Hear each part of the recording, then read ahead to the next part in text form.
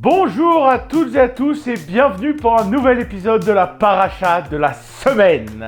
Aujourd'hui, on va parler des 10 commandements. C'est tellement simple, l'amour.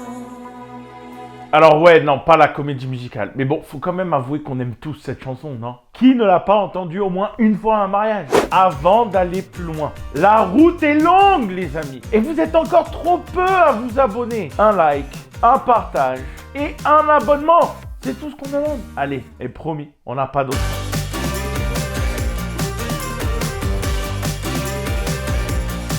La paracha a pour titre Yitro. C'est le beau-père de Moïse. Ouais, c'est vrai, on est allé un peu vite sur la vie de Moïse. Mais entre le temps où il était prince d'Égypte is to appoint Moses as royal chief architect. et le moment où il est devenu porte-parole de Dieu, Le porte-parole sert à quoi s'il n'annonce rien? Je vais vous dire. il a rencontré une femme. Tsipora, il l'a épousée et il a eu 2 enfants. Et le père de Tsipora, c'est un prêtre polythéiste qui s'appelle Jéthro. Donc après les 10 plaies d'Égypte, la traversée de la mer Rouge, la victoire sur les Amalécites, Jéthro réalise que Dieu existe, qu'il est unique et tout-puissant. Vous l'aurez compris, il décide de se convertir. Alors Jéthro, il parle avec Moïse et il lui recommande de déléguer un petit peu. Parce qu'à l'époque, t'avais un souci, t'allais voir Moïse pour lui demander de savoir comment le régler.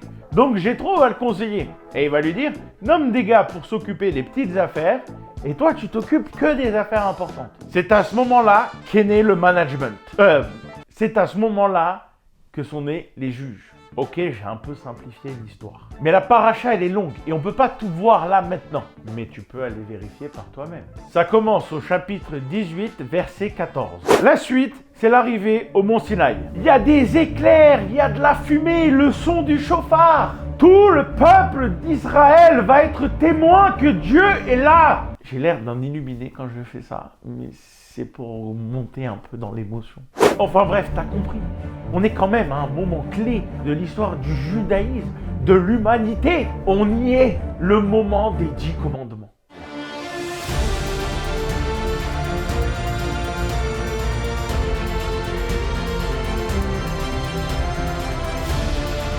Je suis l'Éternel, ton Dieu, qui t'ai fait sortir d'Égypte, une maison d'esclavage.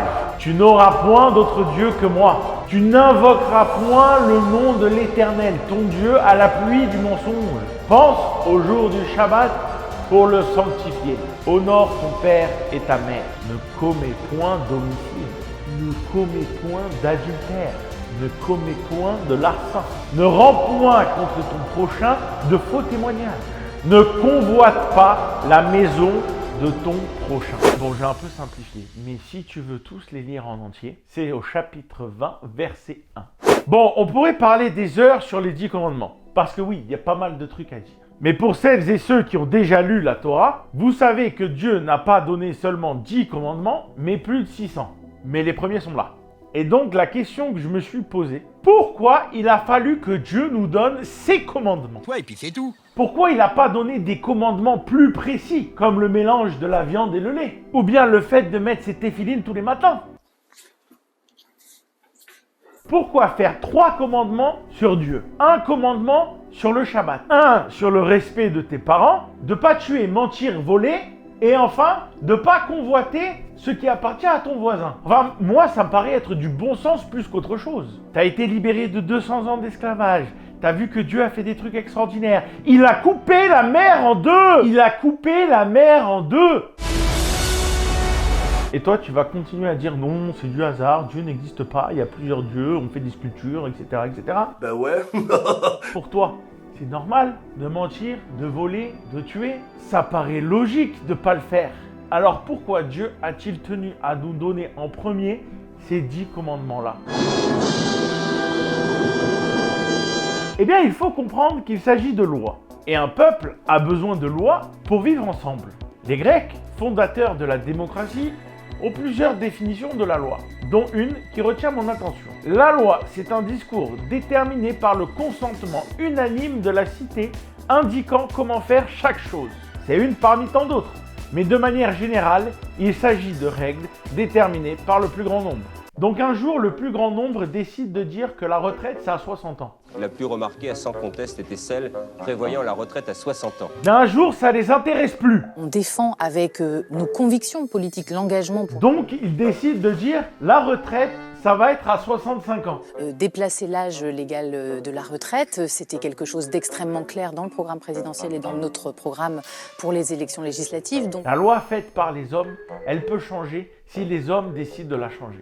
Les lois ne font plus les hommes, mais quelques hommes font la loi. Par contre, la loi de Dieu, bah tu peux pas la changer, à moins que Dieu te dise de le faire. Mais en l'occurrence, c'est pas arrivé. Enfin, il y en a qui partagent pas cette avis. Jusqu'au jour de la venue glorieuse du Christ, Mais je m'égare. Donc, pour répondre à ma question, Dieu a décidé de donner des commandements immuables à l'humanité, au peuple qu'il a choisi. Et pour les rageux, c'est pas moi qui le dis. C'est écrit, chapitre 19, versets 5 et 6. Et donc, c'est la base des autres commandements qui vont suivre.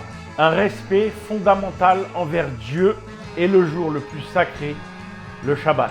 Le respect de ses parents et de son prochain dans tout ce qu'il y a de plus élémentaire possible. C'est la base pour vivre dans cette société, dans cette nation. La suite, elle va venir dans les 3 livres suivants.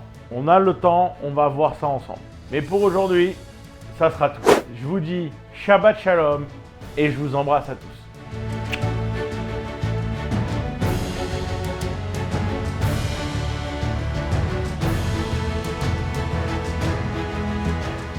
Bon, on va terminer un petit peu sur ça, hein, d'accord ?